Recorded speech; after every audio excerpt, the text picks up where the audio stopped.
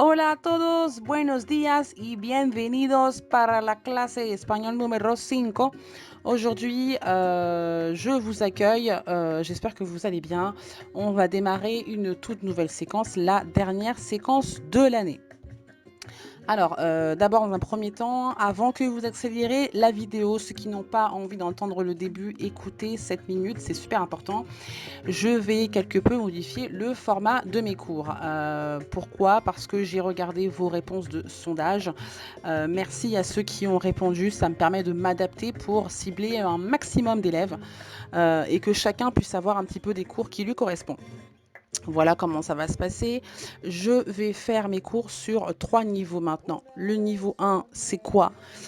C'est si tu es un élève complètement autonome. Si tu en as marre d'avoir des vidéos, tu n'as plus qu'à éteindre cette vidéo, à la fermer et à directement aller sur Pronote et prendre le cours où il y a écrit niveau 1. C'est le cours en papier, le cours en format PDF.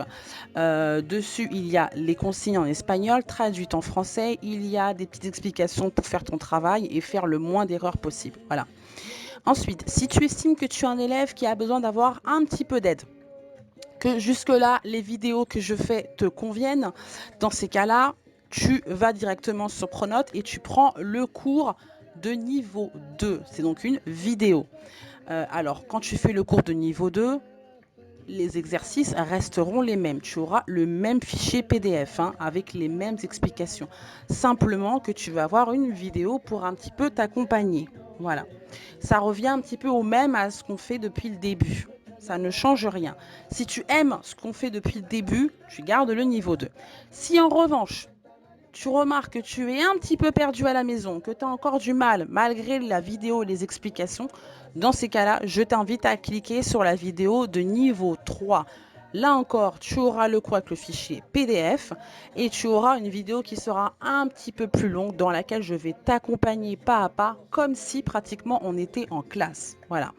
Donc, si tu estimes que tu as quand même pas mal de difficultés, que les vidéos, bon, ça t'aide un peu, mais c'est pas ça, voire même que tu es perdu malgré la vidéo, je t'invite à passer sur la vidéo de niveau 3, qui est du coup un peu plus longue, mais qui est vraiment là pour cibler ceux qui vont avoir plus de difficultés.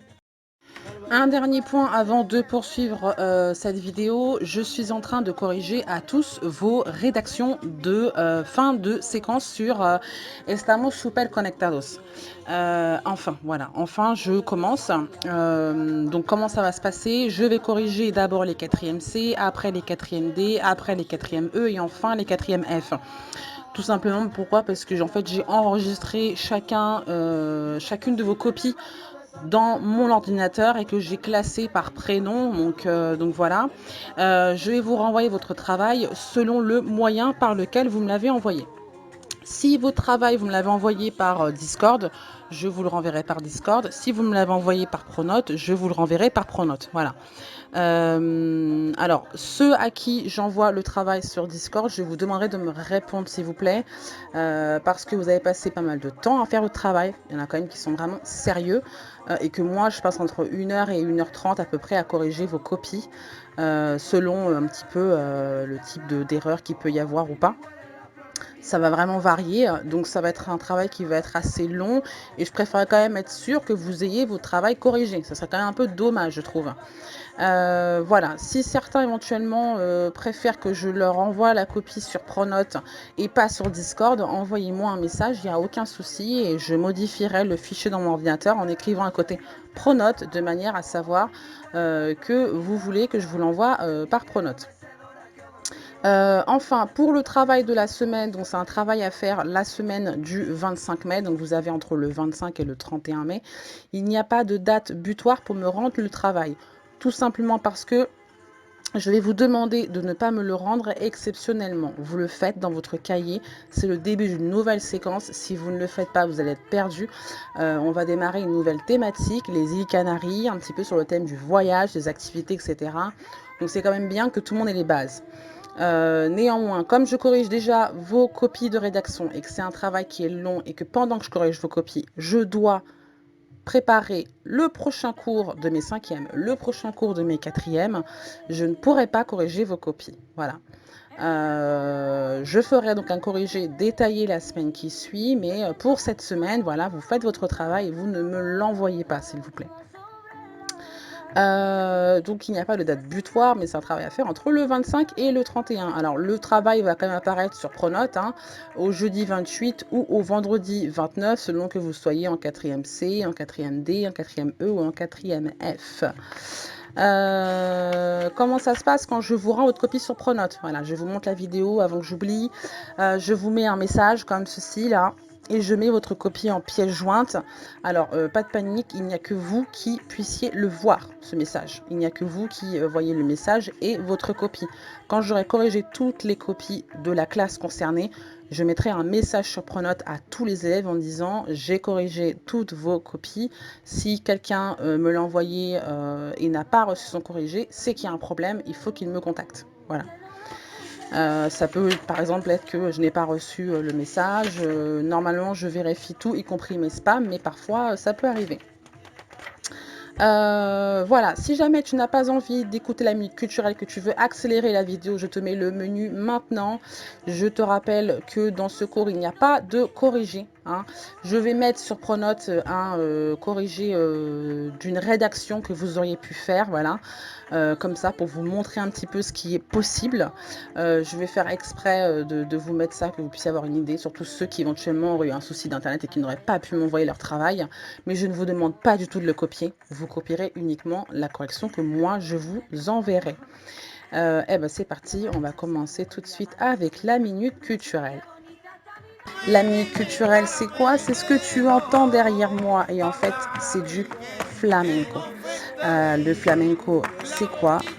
Eh bien, c'est ça. Je te mets un extrait avec la vidéo. Le flamenco, c'est une danse. C'est également un style musical, parce qu'on écoute des musiques flamenco.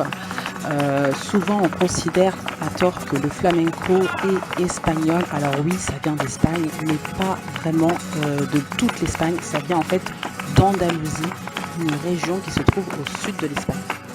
Le flamenco, c'est purement andalou. D'où ça vient? En fait, c'est une danse qui vient des gitans d'Espagne. C'est une danse qui mélange de nombreuses influences. Alors, ça reste un mystère, le flamenco, on a encore du mal à savoir vraiment son origine, mais on sait quand même que c'est lié à l'histoire de l'Andalousie et que, étant donné que l'Andalousie était un territoire qui a été peuplé par de nombreux peuples, voilà, les Juifs, les Arabes, des populations également chrétiennes, on sait que c'est une danse qui mélange toutes ces influences.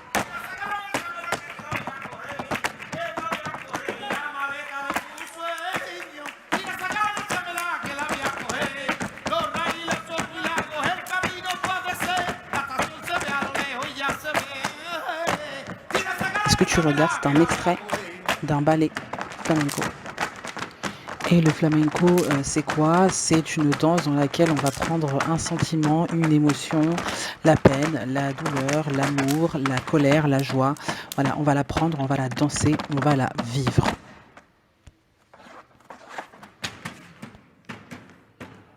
C'est parti pour le début de la séquence. Alors, ce début de séquence, premièrement, comme c'est une nouvelle séquence, tu vas devoir prendre une nouvelle page. Sauf que, avant de prendre une nouvelle page, je vais te demander de laisser 3 pages intégrales dans ton cahier. Pourquoi? Parce que sur 2 pages, tu vas devoir recopier le travail corrigé. C'est-à-dire que je vais te renvoyer ta rédaction corrigée, donc tu vas devoir la recopier intégralement avec la correction directement. Et sur la 3e page, tu vas devoir recopier le tableau que je t'envoie ou l'imprimer si tu peux imprimer. Donc maintenant, tout de suite, voilà, comme ça, c'est déjà fait. Tu prends 3 feuilles dans ton cahier à la suite de la séquence et tu écris au-dessus « Laissez la page blanche ». Voilà, tu l'écris au stylo, au crayon de papier, comme tu veux. Et je fais un blanc maintenant pour être sûr que tu le fasses parce que toi et moi, on sait que si je ne m'arrête pas tout de suite, dans le fond, c'est pas sûr que tu le fasses.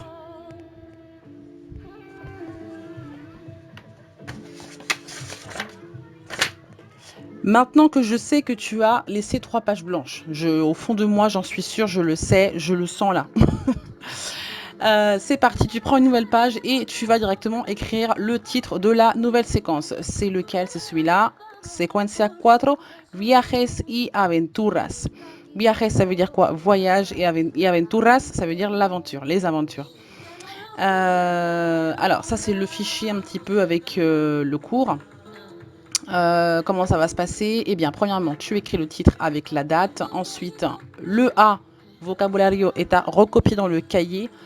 Et ensuite, il faut faire le B qui contient les exercices et les questions qui vont permettre un petit peu de te faire rédiger.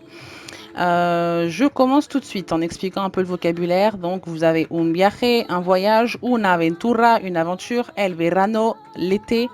Vous avez des mots qu'on n'a pas encore vus, hein, qui sont des adjectifs démonstratifs. Este, esta, estos, estas, qui veut dire ce, cette ou c'est, comme ce garçon, cette chaise, ce collège.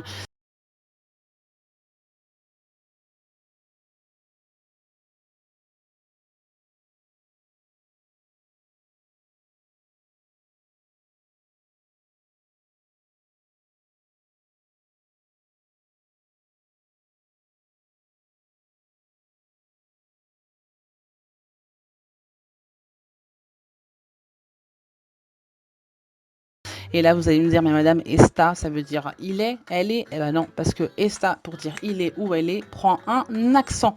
Voilà, quand je vous dis que les accents changent les sens des mots, c'est réel, hein. Donc, on va découvrir ces mots qu'on va revoir ensemble l'année prochaine. Je vous mets également le mot un lugar, un lieu. Aburrirse, qui veut dire s'ennuyer, c'est un verbe pronominal, hein, je vous le mets ici. La playa, la plage, les deux mots negro qui veut dire noir et amarillo pour dire jaune. Alors j'aurais pu revoir toutes les couleurs, hein, sauf que là je veux en mettre deux et puis je prendrai le temps de les revoir l'année prochaine. J'ai une séquence de description voilà, qui est prête pour ça. Tomar el sol, j'ai oublié de l'écrire, je vais le noter, ça veut dire bronzer. Pasearse, qui veut dire se promener. C'est un pronominal, hein, ça veut dire que celui-là, là, aburrirse, pasearse et bañarse, quand on les conjugue, on pense on pense à le mettre devant et à conjuguer le verbe ici comme un verbe en AR, ici comme un verbe en AR et ici comme un verbe en IR. Et enfin, le dernier, bañarse, qui veut dire se baigner. Quand les mots là, vous les utilisez, le vocabulaire, quand vous utilisez ces mots, pensez bien à accorder, hein. C'est-à-dire que quand je vous mets les articles devant una, un, c'est pour vous dire si le mot est masculin ou féminin. Ensuite, le B, commentario, directement. L'exercice 1, voilà comment ça va se passer. Vous avez ici 6 phrases, enfin, c'est pas vraiment des phrases, 6 groupes nominaux.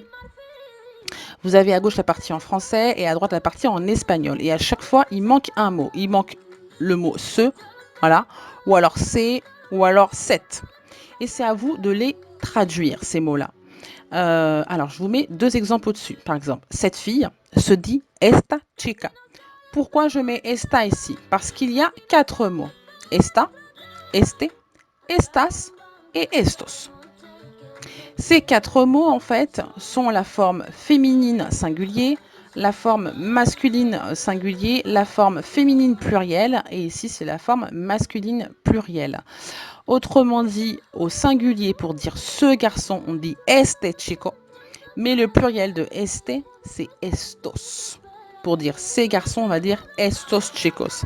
C'est un petit peu particulier et il faut s'en souvenir. Alors, deux exemples. Ici, cette fille, voilà, pour dire cette. Comme la fille en a une seule et que c'est une fille, eh ben, j'ai pris le mot au féminin singulier, donc esta. Ici, pour traduire ces lieux, en espagnol comme en français, lieu, c'est masculin. On dit un lieu. En espagnol, on dit un lugar. Et comme on le sait grâce au vocabulaire au-dessus. Un lugar, un lieu, donc on voit que c'est masculin. Donc pour dire ces lieux, on va prendre la version, dans ces mots-là, on va prendre la version au masculin et au pluriel. Donc déjà, dès qu'il y a un A, c'est du féminin, c'est pas celle-là. Ici, c'est du singulier. Et ici, il y a un S, c'est du pluriel. Donc on va prendre estos. Et en fait, c'est ce que vous allez devoir faire pour ces 6 groupes nominaux, hein. Ce garçon, ce collège, ces personnes, ces monuments, etc. Je vous ai mis à chaque fois le mot, à vous de compléter par le petit mot qui manque. Ensuite, l'exercice 2, alors ça, là, ce que je vous mets, hein, ce qui est ici, hein, c'est pour ceux qui sont sur le niveau 1, le niveau autonomie, hein, ceux qui ne regardent pas les vidéos. Et c'est aussi également pour ceux qui reçoivent les cours par courrier. Voilà. Mais si vous voulez lire, il n'y a aucun souci. Enfin, au contraire, même, je vous conseille de le relire. C'est important. Moi, en fait, je vous l'explique à travers mes mots dans la vidéo. Ici, vous avez 5 verbes qui sont tous conjugués. He tomado el sol, ha estado, ha gustado, se ha aburrido, ha pasado. Vous allez à chaque fois devoir remplir les colonnes ici en vous aidant de l'exemple et en ayant le bon raisonnement. Comment vous allez faire? Premièrement, regardez l'exemple. He tomado el sol. Qu'est-ce que je me dis? He tomado el sol, ça me dit quelque chose. Mais oui, parce que dans mon A vocabulaire, là, je sais que tomar el sol, ça veut dire bronzer. Bon, je vais le rajouter. Alors, du coup, je me dis que ça, c'est le verbe bronzer qui est conjugué. À quoi est-ce qu'il est conjugué? He tomado, il y a 2 mots. Et je sais que he, c'est l'auxiliaire haber. Donc, forcément, s'il y a un participe passé en ado et un auxiliaire, c'est que c'est du passé composé. Donc, directement dans la case, dans la colonne temps verbal, j'écris passé composé. Ensuite, qu'est-ce que je remarque? Que mon auxiliaire, il est conjugué à la première personne. Quand je prends la conjugaison de l'auxiliaire haber, et, as, a, hemos, habéis, han, je vois que l'auxiliaire est conjugué à la première personne. Donc, je sais que le sujet du verbe, c'est je. Donc, écrit ici, j'écris yo. Ensuite, grâce à mon a vocabulario et grâce au fait que je sais que c'est un passé composé, je peux également déduire que l'infinitif de ce verbe, c'est-à-dire que la forme non conjuguée de ce verbe, c'est tomar el sol. Autrement dit, ici, le verbe est conjugué, mais l'infinitif, c'est bronzer. Si par exemple je dis j'ai bronzé, je bronzerai, l'infinitif en français, c'est bronzer. Donc ici, il faut mettre l'infinitif en espagnol, tomar el sol. Et enfin, maintenant que je sais que ça, c'est ce verbe-là, conjugué à la première personne du passé composé avec toute la réflexion que j'ai eue au préalable, je peux donc traduire he tomado el sol par j'ai bronzé. Voilà, autrement dit, j'ai bronzé, c'est le verbe bronzer à la première personne, en français, yo, au passé composé.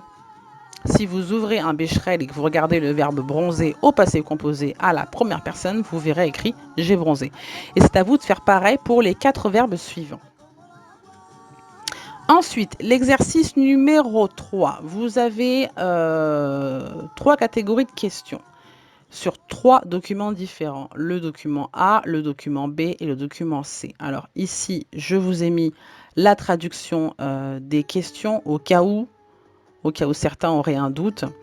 Et en fait, je vous montre directement à quel document je me réfère. Tadam! Voilà. Voici nos documents. Alors, c'est quoi? C'est une double page qui vient d'un manuel et qui nous présente un petit peu les îles Canaries. Et en fait, voilà les différents documents que vous allez avoir sur ce fichier. Alors, premièrement, vous allez avoir le document A.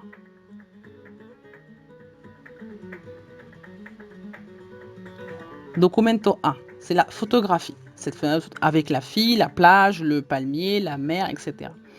Ensuite, on a un document B qui est los mensajitos, les messages. Le document B, c'est celui-ci.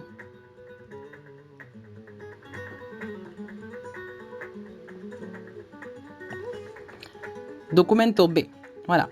Et enfin, le document C qui s'intitule El Mapa, juste ici. Vous savez que El Mapa, c'est la carte. Et la carte, elle est où? Elle est ici. Voilà, donc là, on a El Documento C.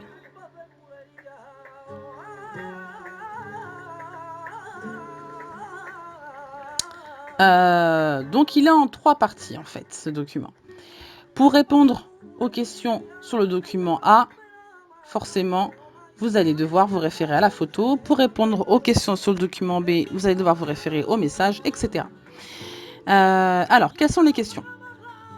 Première question. ¿Quién es la joven en la fotografía? Je vous demande de me dire qui est-elle. Alors, cette question est sur le document A, mais vous allez voir qu'elle a un lien avec le document B. Les trois documents ont un lien. C'est pas pour rien si vous avez la photo d'une plage, avec écrit en titre, juste en dessous, ici, Playa Jardín en Puerto de la Cruz, Isla de Tenerife. Tenerife, vous le voyez où? Vous le voyez juste au-dessus, là. Poum, Puerto de la Cruz, Isla de Tenerife. Voilà, donc Isla, ça veut dire une île, forcément, d'accord? Donc ça, c'est un lien avec ça. Et forcément, cette fille, elle a un lien avec ce document-là. Donc je vous demande de me dire qui est-elle. La 2. En la fotografía, ¿dónde está la joven? ¿En qué lugar y en qué isla? Sur la photographie, donc où est la jeune fille? Dans quel lieu? Sur quelle île? Numéro 3. Di 4 elementos que están en la playa Jardín en Puerto de la Cruz. Je vous en plus grand. Autrement dit, je vous demande de me donner 4 éléments qui se trouvent sur la plage. Qu'est-ce qu'il y a sur la plage? Il y a un palmier par exemple, on l'a où ce mot-là? Hop, on l'a ici. Il y a du sable, voilà. Il y a des bâtiments, encore une fois, et puis on peut dire que, je sais pas moi, il y a la mer, il y a des, il y a plein d'autres choses quoi. Il y a des personnes aussi là. Ici, donc on peut dire 4 choses qu'il y a, 4 éléments qu'il y a sur la mer, sur la photo. Quatrièmement, en la imagen, ¿qué están haciendo las personas en la playa? Que sont en train de faire les gens sur la plage? Et là, je vais vous demander d'utiliser le présent progressif. Quand je vous demande qu'est-ce qu'ils sont en train de faire, vous devez me dire ils sont en train de. Ils sont en train de quoi? Eh bien, de bronzer. Comme on dit bronzer, vous vous souvenez, c'est au-dessus. Tomar el sol, qui veut dire littéralement en fait prendre le soleil. Tomar, ça veut dire prendre et el sol, c'est le soleil. La question 5. ¿Te gusta esta playa? ¿Por qué? ¿Te gusta esta playa? Alors attention, esta ici n'a pas d'accent, ça veut dire donc cette. Est-ce que tu aimes cette plage? Pourquoi? Par exemple, je n'aime pas cette plage parce que je n'aime pas le sable noir. Sable, vous l'avez ici, là. Et puis noir, vous l'avez dans le A, vocabulario. Donc je vous donne la capacité de me faire des phrases. Vous pouvez me dire par exemple, je n'aime pas cette plage parce que je préfère le sable jaune. Jaune, je vous l'ai mis exprès ici. Je vous donne le vocabulaire pour ne pas que vous ayez à aller le chercher. Ensuite, le document B, los mensajitos, les petits textos. Alors, ¿quién es Mylène? Vous avez un prénom, un personnage qui revient, il faut me dire ¿quién es Mylène? Ah, j'ai oublié un A, je vais le rajouter. La 7, ¿quién no ha hecho windsurf? ¿Por qué? Qui n'a pas fait de windsurf? Pourquoi? Le windsurf, c'est un sport aquatique. Ha hecho, c'est du passé composé et hecho, c'est le participe passé du verbe hacer. Donc, pour dire il a fait, ha hecho. Donc là, on vous demande qui n'a pas fait de windsurf et pourquoi. Donc, il va falloir lire, en fait, ici, et comprendre. La 8, ¿qué ha hecho el hermano de Dasil? Qu'a fait le frère de Dasil? Qu'est-ce qu'il a fait comme activité? 9, ¿por qué Dasil está bien, contenta y de buen humor? Pourquoi Dasil se sent bien, est contente et de bonne humeur? Quand vous allez répondre, vous allez bien devoir reprendre à chaque fois les termes de la question. Qu'est-ce qu'il n'a pas fait? Par exemple, il n'a pas fait, un tel n'a pas fait de windsurf. Qu'a fait le frère de Dasil? Le frère de Dasil a fait ceci. Reprenez les mots de la question vraiment à chaque fois. Ne modifiez pas. Reprenez vraiment tel quel de manière à ce que ce soit simple, qu'il n'y ait pas d'erreur. Et en plus, ça va coller à la perfection. Avec la correction derrière, vous allez vite savoir si vous avez fait des erreurs ou pas. Enfin, la question 10, donc le document C ici, là. ¿Dónde están las Islas Canarias?